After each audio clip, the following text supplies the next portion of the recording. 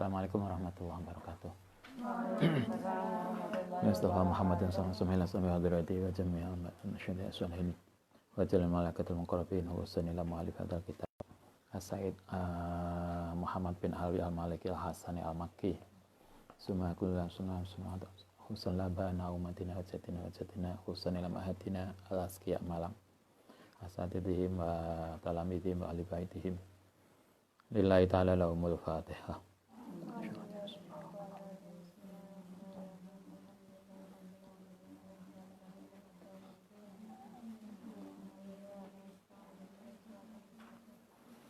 Bismillahirrahmanirrahim. Lanjutkan halaman 13. Min adabil israti, tentang etika pergaulan baina zaujaini, antara suami istri. Ini lebih spesifik. Kalau kemarin masih bicara keluarga. Nah, sekarang lebih spesifik apa yang harus dilakukan oleh suami dan apa yang harus dilakukan oleh istri. Amara perintah sapa Allah Ta'ala bimu'asarati nisa'i, telan mergauli istri bil ma'rufi, dengan baik. Secara spesifik Allah memerintahkan suami untuk bisa berhubungan dengan istri, bergaul dengan istri dengan ma'ruf. Ala hasbima, sesuai dengan balahunna alaihi, dengan wataknya perempuan. Min naksil krono kekurangane penalaran wadini lan agama. Ini sesuai dengan konteks ketika itu, di mana biasanya bukan ketika itu juga ya, sampai hari ini juga kayaknya sebagian besar perempuan itu biasanya secara kalah dengan laki-laki. Yang sering saya sampaikan, paling rata-rata perempuan sampai S1, S2 wis jarang, atau masih mending lah kalau di UIN. S2 masih banyak. Yang enggak banyak itu S3. Dari mayoritas S1 perempuan, S2 masih mending, S3 enggak. Padahal yang laki-laki yang mau S3 itu di S1 dan S2-nya prestasinya enggak bagus. Anda bisa mikir, bisa kita hitung. S1 yang pinter wedok, sing dapat ranking perempuan mahasiswi. Di S2 rata-rata yang nilainya perempuan, delalah ya, perempuan nggak ada. Sing enek laki-laki, sing S1 dan S2 ini nilainya pas-pasan itu. Sehingga alumni S3 itu kan akhirnya nggak jelas. Karena dari input yang gitu itu mestinya itu. Kebanyakan perempuan itu kalah secara nalar dan agama karena akses pendidikan yang terbatas. Kama qala, kaya oleh ngendika sapa Kanjeng Nabi, maroa itu rani ngali sapa nakisati aklin, orang yang kurang dari sisi penalaran wadinin anagama, adhaba yang lebih berharga lilubi hazimin mi dauna, dibanding perempuan. Maksudnya kebanyakan perempuan. Nabi tidak mengatakan bahwa perempuan itu, tapi kebanyakan perempuan itu kalah pada akses pendidikan, sehingga kemudian kurang pada aspek itu. Karena itu, perempuan itu kalah akses pada aspek pendidikan, sementara yang menang, maka ketika laki-laki itu menikahi perempuan, maka dia harus iso ngemong istrinya, bukan malah sebaliknya sewenang-wenang. Walihada qala Nabi sallallahu alaihi wasallam, khairukum utai sebaik-baikmu iku khairukum, sebaik-baik sira kabeh li ahlihi. Kata Nabi, suami yang baik itu adalah suami yang baik pada keluarganya. Sehingga kalau ada suami itu kasar pada keluarganya, maka itu bukan suami yang baik. Tua, ayah kok kasar pada keluarganya, maka berarti ini tidak baik. Wa ana utai ingsun iku khairukum, sebaik sira kabeh li ahli maring keluargaku. Kala ngendika sapa Ali bin Abi Thalib, aklul mar'ati, utai pesonane seorang perempuan iku jamaluha, kecantikannya. Karena itulah perempuan maca itu memang yo kodrate. Pesona perempuan itu pada dandanannya. Perempuan kok gak dandan, kan gak ketok perempuan nih maksudnya. Jadi yus biasalah itu Sayyidina Ali justru pesona laki perempuan wa jamalul rajuli utai pesonane laki-laki iku akluhu, akalnya. Laki-laki itu pesonanya pada tingkat nalarnya. Kalau perempuan pesonanya pada kecantikannya. Sehingga karena itu lumrah kalau Anda bisa lihat tuh kecil, kalau kita punya anak kecil, biasanya lah sing wedok dolanane itu macak-macakan. Yo kayaknya memang itu gawan bayi. Laki-laki kan nggak pernah tuh macak-macakan. Bal-balan, cari mainan, yang itu semua melatih nalar. Kayaknya memang begitu. Karena itu Ali mengatakan justru perempuan itu pesonanya pada kecantikannya. Karena itulah santri itu harus matching. Yes, pokoknya ngono kuwi lah. Pokoknya funky. Itulah macak yang santri itu kan harus tampil cantik, tampil modis. Ojo kok santri itu keluar distriko, mari ngono ngantukan. Itu jadi kalau kita orang tuanya itu kan sedih banget tuh. Situ klambine klumbrut.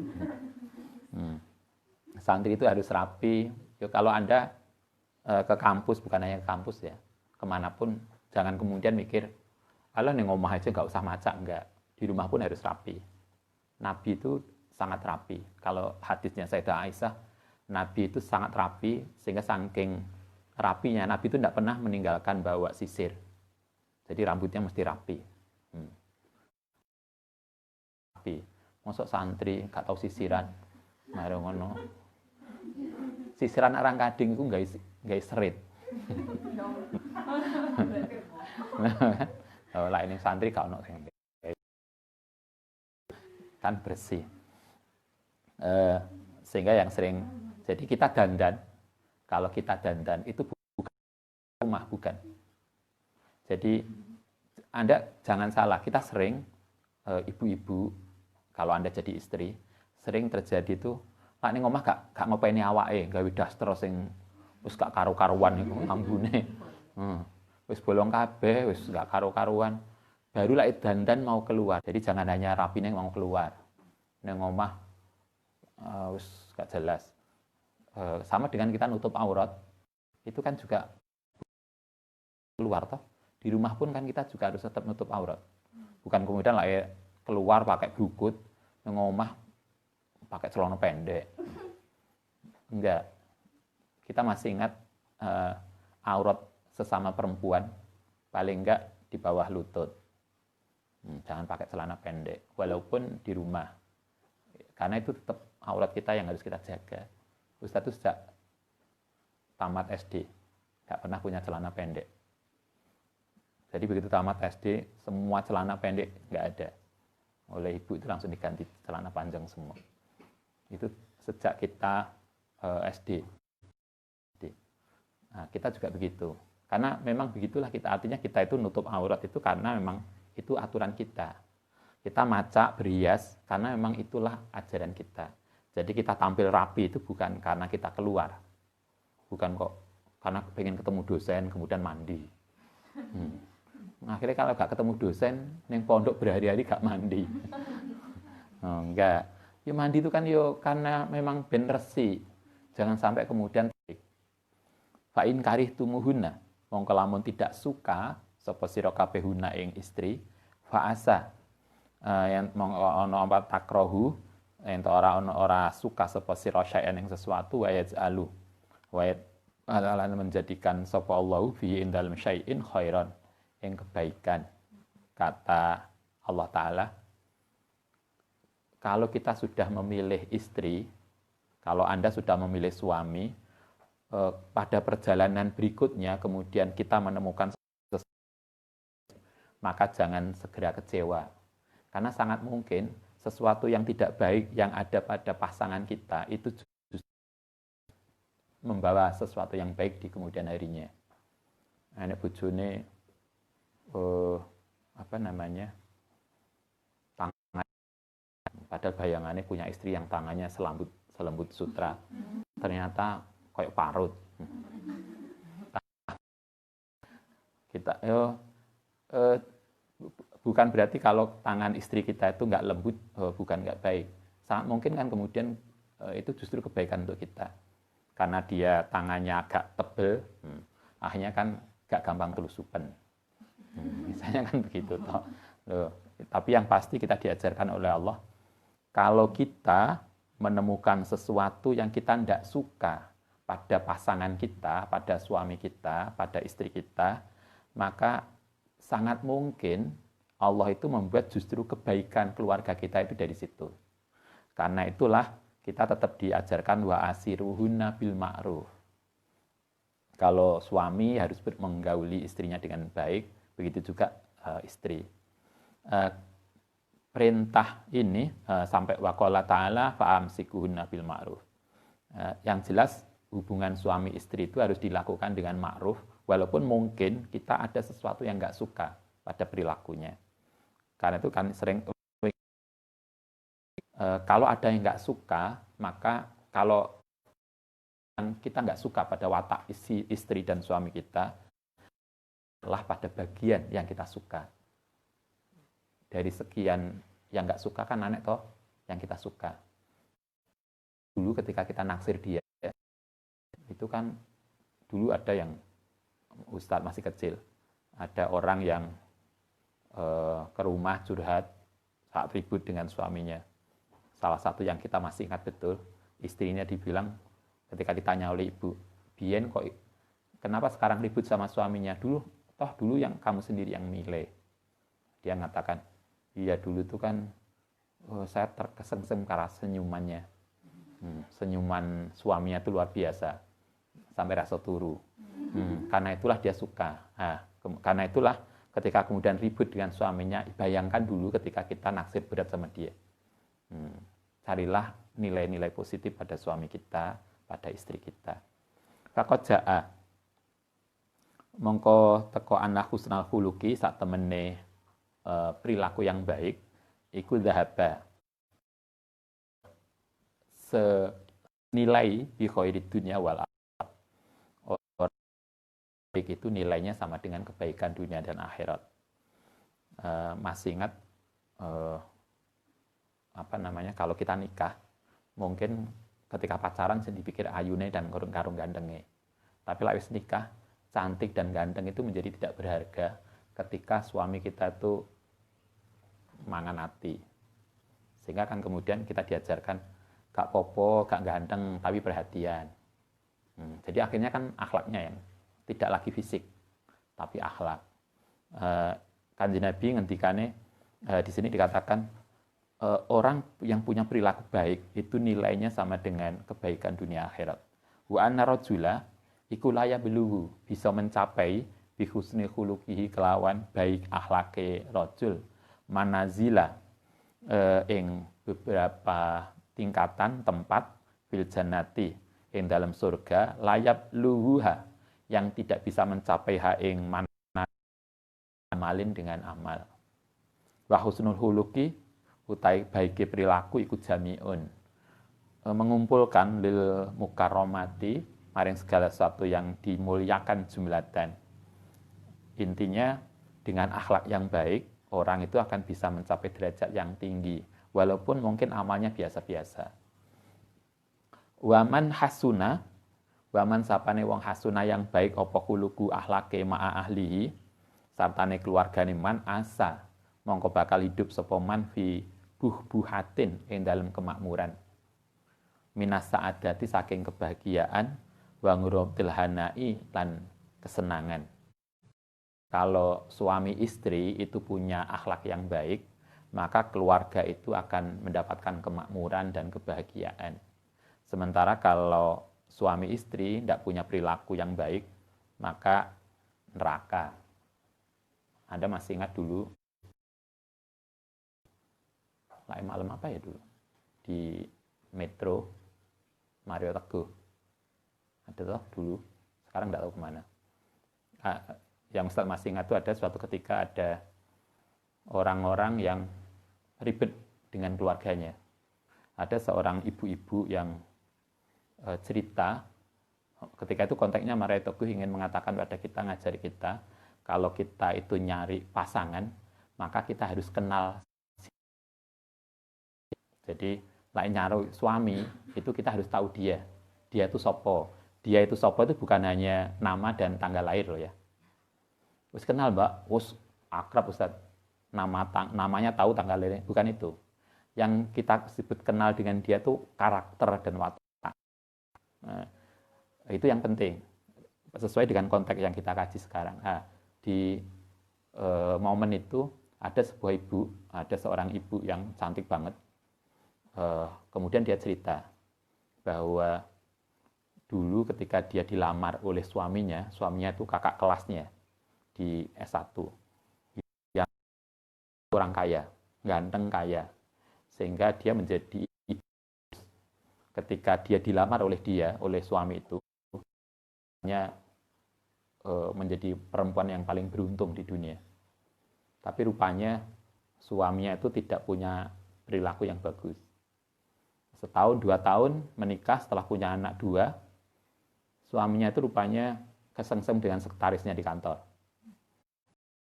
Kemudian selingkuh. Begitu ketahuan, dia minta maaf dan kembali. Ternyata minta maaf pertama itu tidak membuat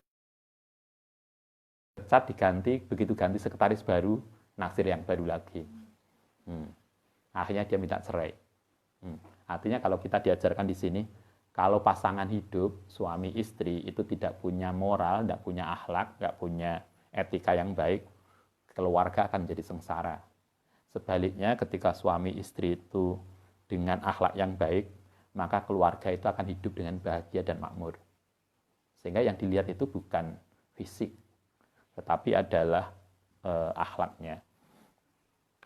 Wakila, dan juga disampaikan, husnul khuluqi, utai sebaik-baiknya atau akhlak yang baik, wa husnul jiwari, dan tetangga yang baik, iku yu amironi, bisa memakmurkan ad-diyara ing rumah.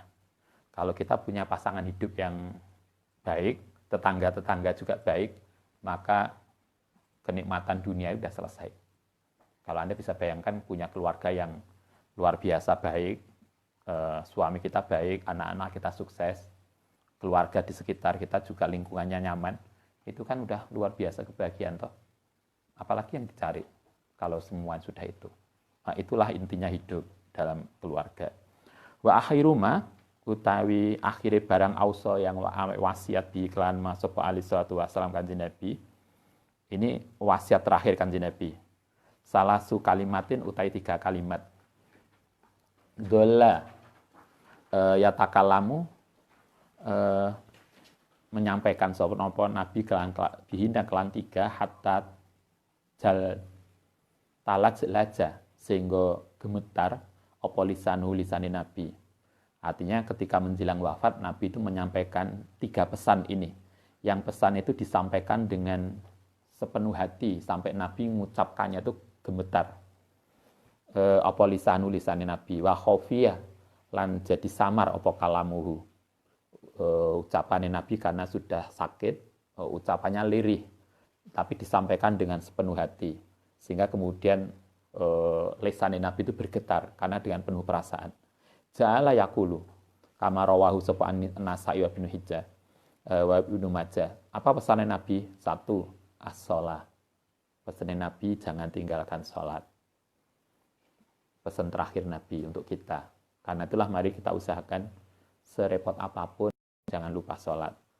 Itu 1. Yang kedua, wama lan barang yang menguasai opo aimanukum, kekuasaanmu. Pesan tentang budak-budak, anak buah, atau apapun yang menjadi tanggung jawab kita. La tukallifuhum, jangan membebani sira kabehum ing mereka ing barang layu tikuna, yang tidak mampu sapa sira. Kalau Anda jadi pejabat,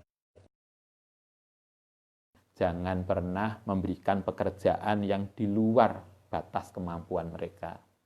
Karena kita tahu toh, misalnya kalau Anda di kantor, kita punya tahu bahwa anak buah kita itu kemampuannya begini. Kalau kita kerjakan ini bisa sekian lama. Maka jangan paksa mereka untuk melakukan sesuatu yang tidak mereka mampu lakukan. Apalagi kalau Anda menjadi juragan, punya membantu, itu harus tahu. Yang dulu pernah saya ceritakan ketika pulang haji, pulang umroh, ketemu dengan orang sebangku begini di pesawat. Ada seorang TKW, ibu-ibu yang cerita dengan, saya melihat kayak dengan penuh perasaan banget. Betapa perjuangan dia menjadi TKW itu luar biasa. Dia cerita, dia itu sendiri atau hanya berdua di sebuah bangunan rumah. Kalau Saudi itu kayak orang India. Jadi rumah besar, tingkat 1, tingkat 2, tingkat 3. Itu dinggoni sak keluarga. Jadi mbae, anake, putune di situ. Melayani kebutuhan mbae, anake dan cucunya. Coba. Sehingga dia subuh harus bangun untuk melayani kebutuhan mbae, anake, cucunya, tanpa, mestinya kan itu hitungannya kan harusnya butuh beberapa pembantu, tapi dia hanya sendiri atau 2 orang, yang itu nggak cukup. Sehingga dia harus mulai kerja mulai subuh sampai habis sampai malam. Itu kan artinya di luar kan pekerjaan itu butuh orang berapa. Pesan Nabi adalah jangan memberikan pekerjaan di luar batas kemampuan orang. Yang ketiga, finnisa'i ing dalem istri. Fa innahuna krana nisa iku awanun, menjadi atau tanggung jawab fi aidikum ing dalam tanganmu. Istrimu itu adalah tanggung jawabmu. Karena itu hati-hati ketika menjaga istri kita. Akhadtumuhunna, ketika ngambil sapa sirahuna ing istri iku bi ahdillahi taala, janjinya dengan Allah taala. Ketika Anda masih ingat ketika Anda suami yang di rumah yang jadi suami, ketika dinikahkan oleh orang tua, oleh mertua, angkahtuka wa zawajtuka, maka kan kita kemudian menerima ikatan itu dengan qabiltu. Maka ketika kita laki-laki menerima qabiltu itu, menerima tanggung jawab itu bukan dari orang tua loh ya, tapi menerima Allah. Sehingga istri yang kita ambil dari mertua itu janji kita itu kepada Allah. Kita akan memelihara, apa bahasanya? Merawat istri kita, makani. Jadi artinya kita diajarkan oleh Nabi, ingat loh istrimu. Istrimu itu tanggung jawabmu yang kamu ngambil dari orang tua. Tua itu janjinya kepada Allah. Sehingga jangan sekali-kali kemudian sembrono dengan istri kita. Kadang kan kita lupa itu. Itulah kenapa kemudian Ustaz sering menyampaikan, kalau Anda nanti nikah, kalau orang tua Anda masing-masing bisa menikahkan, maka mintalah orang tua kita yang mengijabkan. Karena beda loh rasanya sebagai suami. Nah, Ustaz dulu kan begitu ijaban kan, yang ijabkan mertua, abah mertua. Jadi kita ketika qabil itu merasa kita itu menerima limpahan tanggung jawab putrinya, yang awalnya tanggung jawab orang tua menjadi tanggung jawab kita. Pak Mudin, sing nikahno atau Pak Naib kan beda toh. Kaya kan diwakilno, nah beda. Ya kecuali kalau nggak mampu ya nggak apa-apa. Tapi kalau mampu, usahakan, karena beda. Ya pada Anda kan beda toh rasanya menerima rapot dari kepala sekolah langsung. Kalau diwakilnya, itu kan beda. Nah, kita juga begitu. Ada perasaan yang luar biasa. Pesanin Nabi begitu. Ingatlah istrimu, karena itu adalah tangan yang kita mengambil dari apa, itu adalah bi'ahdillah. Kita janjinya kepada Allah Subhanahu wa taala. Wastahalaltum, lan memberikan kehalalan sapa Allah tum ing sira furujahuna, kemudian kita iso boleh apa bahasa boleh geluk-geluk apa tuh geluk-geluk untuk ngeloni bojone itu karena bikalimatillah, karena Allah. Jadi kemudian hubungan suami istri menjadi halal itu karena Allah. Karena itulah jangan dengan akad pernikahan. Karena itu sejak kemarin dikatakan akad pernikahan itu bukan persoalan main-main. Bukan kemudian Allah lah seneng yo nikah nanti lah yo bubar gak apa-apa, enggak. Itu bukan ajaran kita. Wa akhraja Saikhoni wa ghairihuma anu alaihi salatu wassalam anau qala atau sapa sira binisai kelawan perempuan khairon ing sesuatu yang baik. Fa inal mar'ata krana setumune mar'ah iku khuliqat diciptakan min dolin saking apa ini? Tulang iga. Perempuan itu diciptakan dari tulang iga rusuk. Tulang rusuk. Lah iga itu kan koyok sapi. Apa? Iga bakar ya. Nah, dari tulang rusuk, yang tulang rusuk itu dekat dengan hati, karena agar perempuan itu dekat dengan hati. Ing sikap buruke istri. Jadi lah istrinya cerewet, yang sabar itu suaminya. Justru yang kayaknya dulu hadis ini, yang banyak sabar itu justru adalah suami. Yang boleh marah itu istrinya. Suami nggak boleh marah. Yang boleh marah itu istri.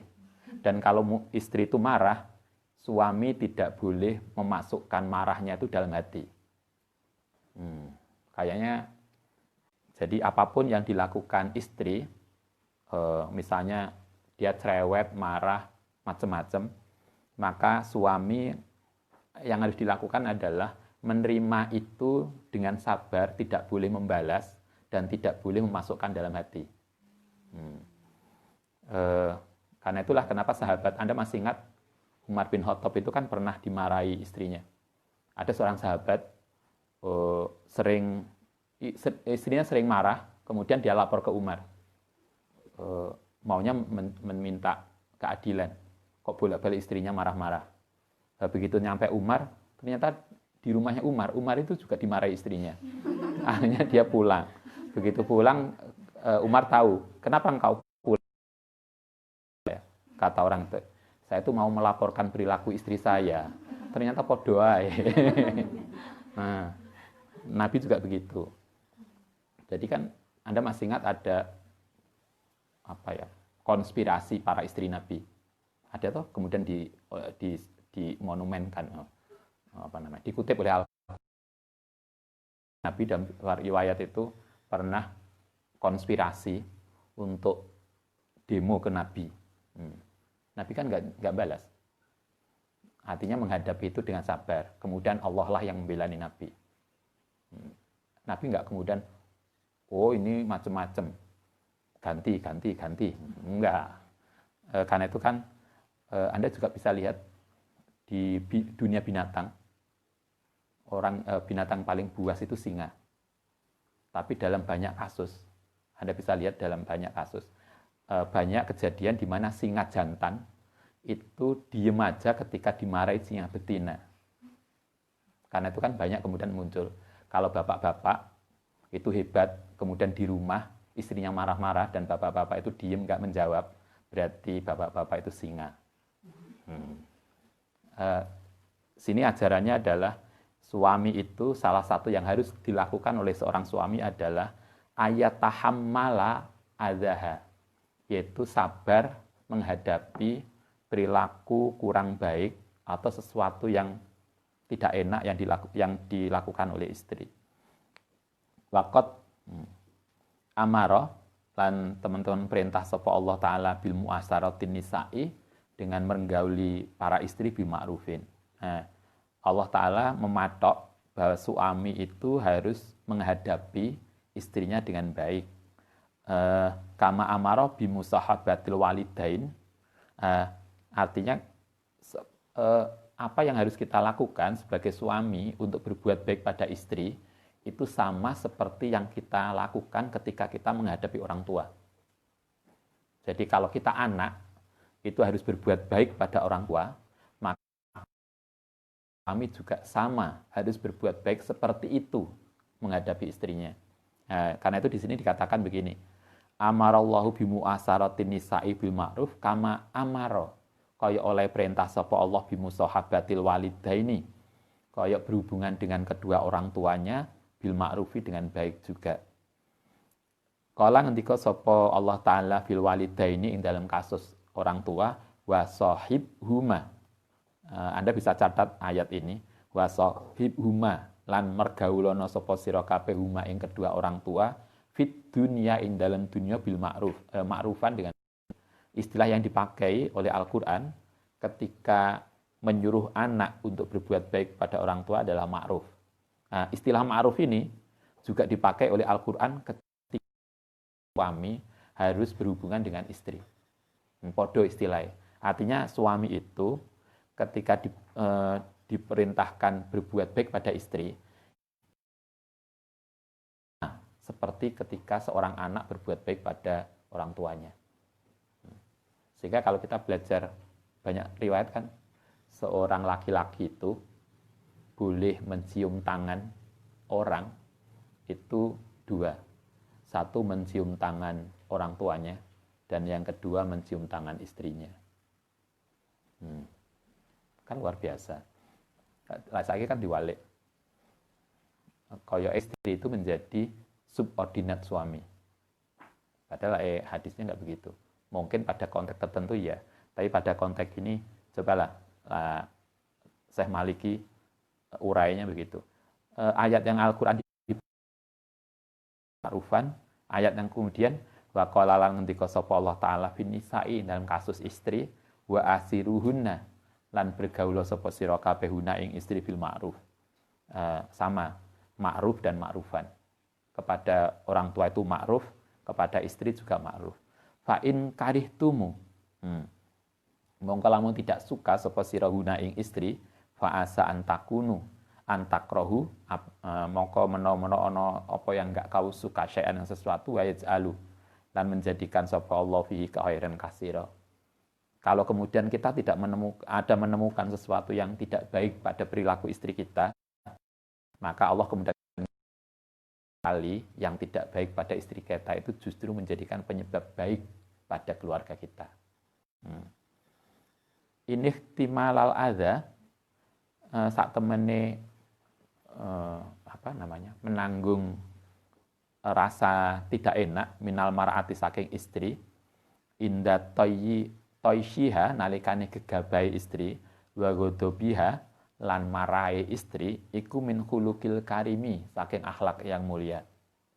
Faqat kana alaihi salatu wassalam iku a'dzaman nasi iku ihtimalan a'dzaman nasi luwih agunge manusa apane ihtimalan oleh bisa menghadapi menanggung wahilman wa karoman. Nabi itu adalah salah satu contoh bagaimana seorang suami yang kuat menanggung perilaku kurang baik dari para istri-istrinya. Dan beliau nggak pernah kemudian dendam. Oh, rasa no yo. Nanti tak golek no konco. Kan gitu toh. Nah, di sini tadi dikatakan watagofal, lupakan, jangan masuk hati. Terus biarin koyok inilah kalau kita ngadepi anak kecil, dia marah ya biarin aja lah. Dirungokne, wis mari adik marah. Ya wis lah ya ngono. Semua marah macam-macam, dirungokne dengan tekun wis sudah selesai makan wis. Masuk marah, lalu gak ditanggapi itu kan gak akan ada amunisi. Kalau ditanggapi kan, tapi lagi biarin. Wes selesaikan dulu marahnya, setelah itu kita minum teh. Kayak iklan.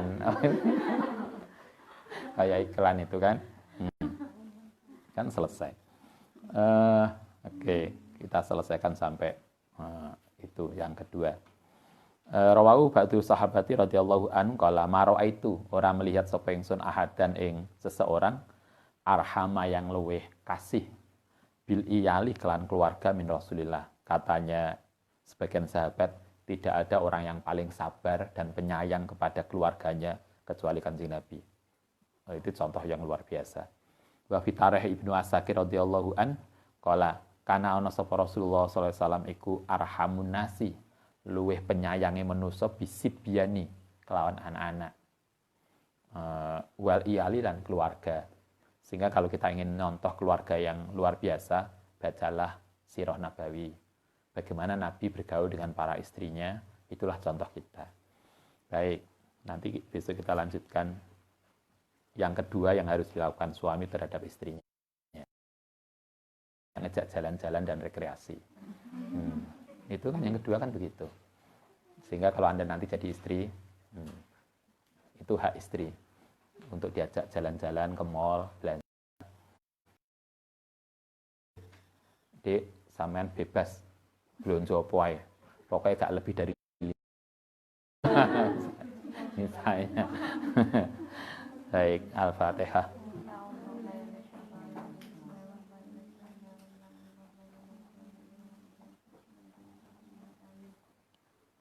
Rabbana fa'na bima 'allamtana wa fikallimna wa tifa'una wa bifatina wa fatih alana wa qarabati lana bidina Rabbana fa'na bima 'allamtana Rabbi 'allimna ladzi yanfa'una Rabbi fatina wa fatih alana wa qarabati